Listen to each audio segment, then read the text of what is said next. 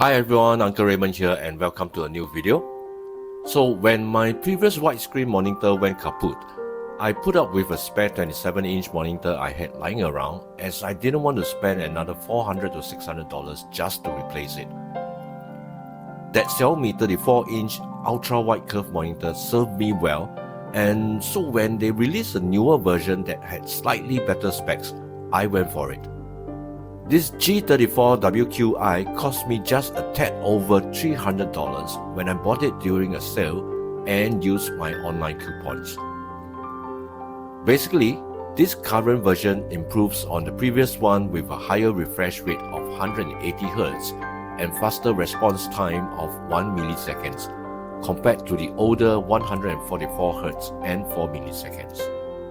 It still sports the same 21:9 aspect ratio, 3440 by 1440p resolution, and a 1500R screen curvature. If you want to see more features and description of this monitor, you can find it at Xiaomi's website here. Don't worry, I will leave a link in the video description below. So, let's assemble this monitor now. It isn't that heavy, but just be careful when you're lifting it out of the box, and watch for some of the accessories that may fall off the packaging. You will also get a small owner's manual and some calibration reports from the factory. I find the design of the monitor stand and base is a lot better than before. The stand doesn't feel as flimsy and has a really nice finish to it too. I really like the base as I feel the weight is sturdy enough and the footprint isn't that big. Mounting the stand and the base was really easy and it felt simpler than the previous one, where I kind of broke one of the rear covers. This monitor comes with a small power brick and display port cable. The power and display port cable can be routed through a small opening on the stand and attached really cleanly to the rear panel.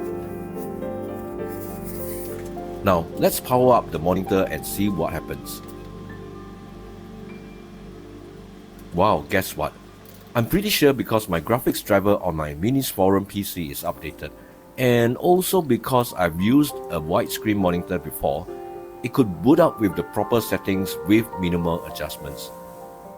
The menu controls are really quite intuitive and making adjustment to the settings are easy. The only thing I had to change was to go into my Windows display settings and change the refresh rate to 180Hz because by default it was only 60Hz. You can tilt the screen and also adjust the height, so getting a comfortable viewing experience is very easy. Like I mentioned earlier, the menu controls are really intuitive and easy to access. There is also a game mode that lets you further fine-tune the display settings. I use this monitor mainly for content creation and also watching videos. Having an ultra-wide screen means I can see more of my editing timelines or have multiple apps open side by side.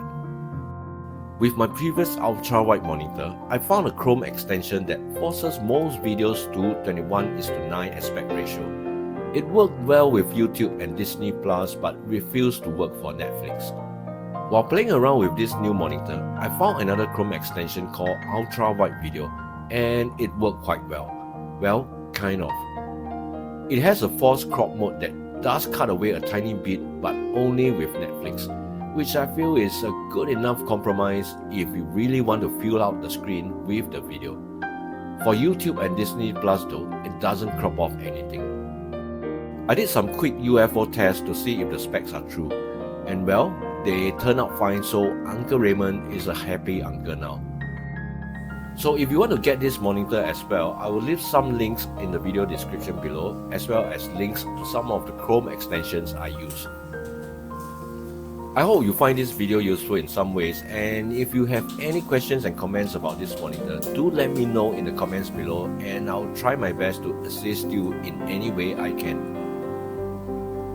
Please remember to subscribe to my channel and hit the notification icon if you haven't already done so.